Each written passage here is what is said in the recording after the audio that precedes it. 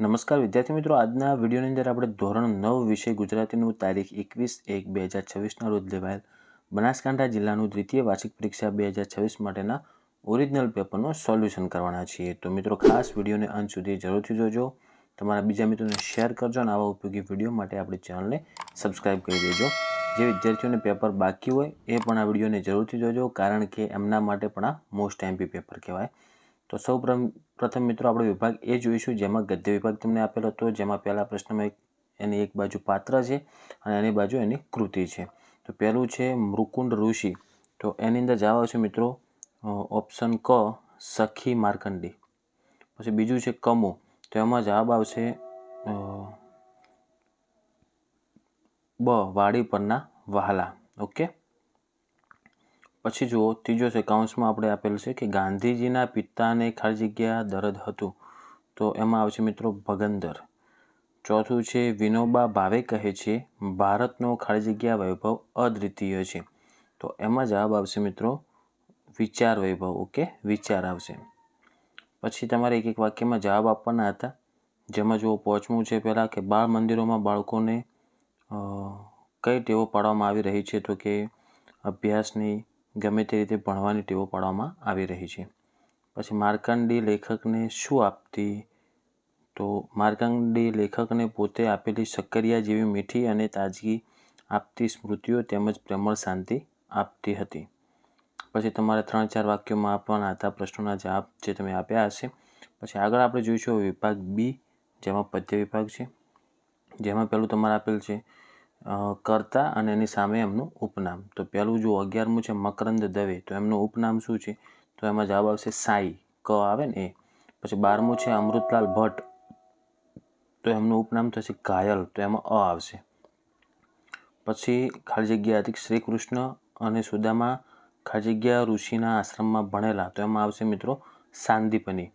14મું છે ખાલી જગ્યાના નીરના બાંધીને આપણા દેશને બદલી શકાય, તો એમાં આવશે મિત્રો નદીઓના નીરને, તો નદીઓ આવશે. ઓકે. પછી કાવ્ય પંક્તિ હતી 15મો પ્રશ્ન, જેમાં તમારે આપ્યું છે કોણે કહ્યું કે ખાલી જગ્યાથી લઈ અને પાથરી જવાના સુધી તમારે પૂરવાનું હતું. તો કોણે કહ્યું કે રાંક છીએ, કોણે કહ્યું કે દિન ભૂલી જ્યારે ભોળા મન છાછરે માર્ગ છે કંઈક અલગ, થોડાક સિક્કા નથી પાસે થોડીક નથી નોટ, એમાં તે શું બગડી ગયું એમાં તો શું ખોટ. આ રીતના કોઈક તમારે જે કાવ્ય પંક્તિથી પૂર્ણ કરવાના હતી. પછી એક એક વાક્યના જવાબ છે, પછી મોટા પ્રશ્નોના જવાબ છે. હવે આપણે જોઈશું વિભાગ સી વ્યાકરણ વિભાગ, જેમાં તમારે પહેલાં 20મો પ્રશ્ન છે, એમાં નીચે આપેલ શબ્દની સાચી જોડણી આપેલા વિકલ્પોમાંથી શોધીને લખવાની હતી. તો એમાં 20માં જવાબ આવશે મિત્રો મિજબાની, તો જે પહેલા નંબરનું છે ને એ એનું સાચું થશે મિજબાની જોડણી. પછી 21મો છે, એમાં તમારે નીચેના શબ્દની સાચી છોડેલી સંધિ આપવાની હતી અને પસંદ કરવાની હતી. તો સંતોષ, તો સંતોષની સાચી જોડણી થશે મિત્રો સમ વત્તા તોષ. ઓકે, જે બીજા નંબરનું છે એ. પછી 22મું છે શૈશવ શબ્દનો સાચો સમાનાર્થી શબ્દ પસંદ કરવાનો હતો, તો શૈશવનો સમાનાર્થી થશે 22માં આવશે બાળપણ, એટલે કે બ આવશે વચ્ચે. 23મું છે, જેમાં તમારે સામસિક શબ્દનો સમાસ આપેલા વિકલ્પમાંથી શોધીને લખવાનું છે, તો સિંહાસન, તો સિંહાસનનો જવાબ આવશે મિત્રો મધ્યમ પદ લોપી સમાસ. ઓકે. 24મું છે ભારતીય શબ્દમાં કયો પ્રત્યય લાગ્યો છે, તો એમાં જવાબ આવશે મિત્રો પર પ્રત્યય. ઓકે, ઈ આવે ને ભારતીય એટલે કે પર પ્રત્યય. પછી 25મો છે માનવતા જાગી ઉઠવી, રૂઢિપ્રયોગનો સાચો અર્થ આપેલ વિકલ્પમાંથી શોધીને લખવો, તો એમાં આવશે માનવતા જાગી ઉઠવી તો સહાનુભૂતિ થવી, તો એમાં જવાબ આવશે સહાનુભૂતિ થવી. 26મો છે, એમાં વિરોધાર્થી શબ્દ આપેલા વિકલ્પમાં શોધવાનો હતો કે સ્નિગ્ધ, તો સ્નિગ્ધનો વિરોધાર્થી થશે મિત્રો કઠણ. ઓકે, તો જે ત્રીજા નંબરનું અંદર ઓપ્શન છે એ આવશે. પછી 27મો છે, એમાં શબ્દ સમૂહ માટે એક શબ્દ આપવાનો હતો કે લાંબા સમય સુધી યાદ રહે તેવું, તો એને શું કહેવાય, તો એને કહેવાય ચિસ્મરણીય. ઓકે, ચિરસ્મરણીય. પછી 28માં મારા સપનામાં આવ્યા હરી અને નિષદ્ધ વાક્ય બનાવવાનું હતું. આ તમે જોયું છે, જો આઈએમપી પેપર આપણે કાલ મૂક્યું હતું ને એમાં પણ આ પ્રશ્ન હતો, તો એનું બનશે મિત્રો મારા સપનામાં હરી ન આવ્યા. ઓકે, અથવા મારા સપનામાં ન આવ્યા હરી પણ બનાવી શકાય.